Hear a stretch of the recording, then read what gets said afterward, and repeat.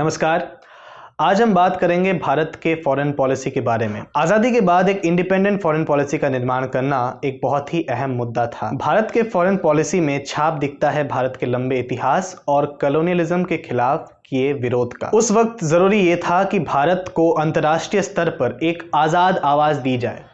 दुनिया में बढ़ती ताकतों के दमन और भारत के कॉलोनियलिज्म के प्रति नफरत को मद्देनजर रखते हुए भारत में प्रधानमंत्री जवाहरलाल नेहरू ने नॉन अलाइनमेंट पॉलिसी का निर्माण किया। द्वितीय विश्व युद्ध के बाद दुनिया दो बड़े हिस्सों में बंट गया था, एक जिसका नेतृत्व कर रहा था यूएस और दूसरा सोवियत यूनियन। नेहरू जी का मानना था कि नए आज़ाद हुए देशों को इन दोनों नेतृत्व करने वाले देशों के साथ नहीं मिलना चाहिए, बल्कि उन्हें अपना इंडिपेंडेंस बनाया रखना चाहिए अंतर्राष्ट्रीय स्तर पर भी, जिससे उनकी एक आज़ाद आवाज़ रहे और उनकी अपनी एक पहचान रहे। नेहरू जी ने एशिया और अफ्रीका के बहुत से देशों को प्रोत्साहन दिया कि नॉन अलाइंड पॉलिसी को वो भी अपनाएं। उन्होंने कहा कि इन देशों को किसी भी बड़े ताकत के साथ नहीं मिलना चाहिए, बल्कि आज़ाद रह करके शांति का मार्ग अपनाना चाहिए। नॉन अलाइनमेंट में न्यूट्रलिटी थी, लेकिन इसका मतलब ये नहीं था कि जहां गलती दिखती थी वहां पर ये लोग उसका विरोध नहीं करते थे, वो लोग विरोध भी करते थे। इंटरनेशनल रिलेशंस को लोकतांत्रिक बनाने के पीछे नॉन अलाइनमेंट पॉलिसी का एक बहुत बड़ा हाथ था। ये नॉन अलाइनमेंट पॉलिसी भारत का विरोध था कॉलोनियलिज्म के खिलाफ, और पूर्व कॉलोनियल देशों को भारत समर्थन करता था कि वो भी नॉन अलाइंड रहें। इस पॉलिसी का एक मुख्य उद्देश्य था कि विश्व शांति को लाना, जिससे दुनिया दो बड़े ब्लॉक में बंट करके लड़ता ना रहे और देश अपना आज़ाद विचारधारा पूरे दुनिया के सामने रख सकें। इंटरनेशनल रिलेशंस में ये ज़रूरी बदलाव भारत का ही देन था नॉन अलाइनमेंट के जरिए, जिसका सीधा प्रेरणा स्रोत गांधी जी के अहिंसावादी विचारधारा थे।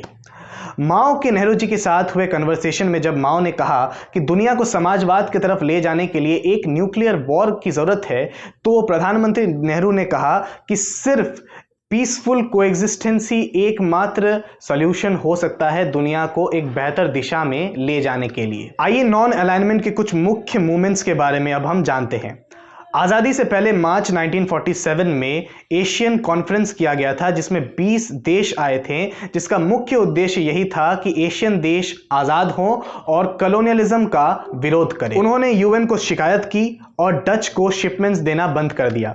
यूएन ने सीज फायर करवा करके इंडोनेशिया में नेशनल गवर्नमेंट फिर से स्थापित कर दिया। बेलग्रेड नेशनल कॉन्फ्रेंस में रेजोल्यूशंस पास की गई परमाणु हथियार के खतरे के बारे में। 1961 में इजिप्ट के नासेर और यूगोस्लोवाकिया के टीटो को परमाणु हथियार त्याग करवाए गए और शांति स्थापित की गई। ये नॉन अलाइंड कॉन्फ्रेंस की एक बहुत बड़ी जीत थी अंतर्राष्ट्रीय स्तर पर। भारत के फॉरेन पॉलिसी में भारत के आर्थिक इंटरेस्ट का भी ध्यान रखा गया, क्योंकि भारत नॉन अलाइंड था, तो जहां वेस्टर्न कंट्रीज से उन्हें मशीनरी और मिलिट्री इक्विपमेंट्स मिल जाती थी, टेक्नोलॉजिकल इक्विपमेंट्स मिल जाती थी, वहीं सोवियत यूनियन से मदद मिला पब्लिक सेक्टर में डेवलपमेंट के लिए। भारत विश्व के अमूमन सभी देशों से दोस्ताना संबंध बनाने में कामयाब था। Bharat UN, IMF, world bank जैसे संस्थानों का एक सक्रिय मेंबर बन गया। जहां एक तरफ भारत 1963 में सोवियत यूनियन के साथ आर्म डील्स कर रहा था और सोवियत यूनियन भारत के लिए आर्म्स का सबसे बड़ा सप्लायर बन गया, वहीं दूसरे तरफ ग्रीन रिवॉल्यूशन की टेक्नोलॉजी हम यूएस से भी मंगा रहे थे। यूएन के पीस कीपिंग मिशंस में भी भारत एक सक्रिय भाग लेने लगा। आइए अब जानते हैं कि भारत का ये नॉन अलाइंड पॉलिसी अंतर्राष्ट्रीय स्तर पर कैसे विवादों को सुलझाने में या फिर उनमें अपनी भूमिका निभाने में कामयाब रहा। सबसे पहले बात करते हैं कोरियन वॉर की। द्वितीय विश्व युद्ध के बाद कोरिया दो हिस्सों में बंट गया था, कम्युनिस्ट नॉर्थ और साउथ कोरिया, जिसमें वेस्ट की ताकतों का प्रभुत्व था। 1950 में जब नॉर्थ कोरिया ने साउथ कोरिया पर आक्रमण किया, तो भारत ने यूएस का साथ दिया कि नॉर्थ कोरिया ही अग्रेसर हैं। लेकिन जब यूएस ने यूएन में ये रेजोल्यूशन पास करना चाहा कि साउथ कोरिया को मिलिट्री असिस्टेंस दी जाए, तो भारत ने इसको खारिज कर दिया था। दरअसल भारत नहीं चाहता था कि बाहरी ताकतों का इन्फ्लुएंस इस जंग में पड़े। यूएस के जनरल मैकार्थर जब नॉर्थ कोरियन सोल्जर्स को साउथ कोरिया से निकालने के बाद नॉर्थ कोरिया में घुस गए, चाइना की तरफ, यालू रिवर की तरफ जाते हुए, तो चाइना ने इनको वापस भेजने के लिए अपनी सेना भेजी।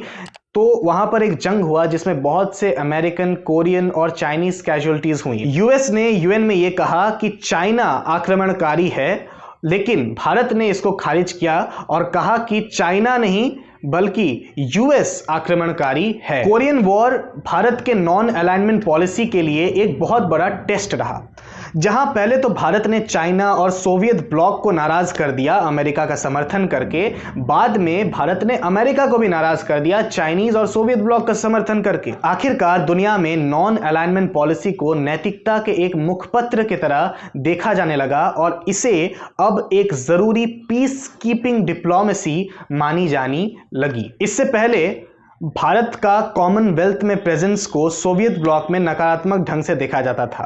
कहा जाता था कि भारत वेस्टर्न इंपेरियलिस्ट के प्रभुत्व को स्वीकार कर रहा है। लेकिन इसके बाद सोवियत प्राइम मिनिस्टर बलगनिन ने भारत के एम्बेसडर केपीएस मेनन से कहा कि हम इस बात का समर्थन करते हैं कि भारत कॉमनवेल्थ का एक हिस्सा है और हम चाहते हैं कि भारत उसका सक्रिय मेंबर इसी तरीके से बना रहे और अपना काम करता रहे। एक न्यूट्रल नेशन रिपाट्रिएशन कमीशन बनाया गया, यानी सैनिकों को वापस भेजने का कमीशन, जिसके चेयरमैन बने भारतीय जनरल थिमैया। अब बात करते हैं इंडो चाइना वॉर में, जहां फ्रांस वियतमीन पर अपनी कॉलोनी पुनः स्थापित करने के लिए तैयार थे यूएस के समर्थन के साथ। नेहरू जी ने सीज फायर की मांग करी।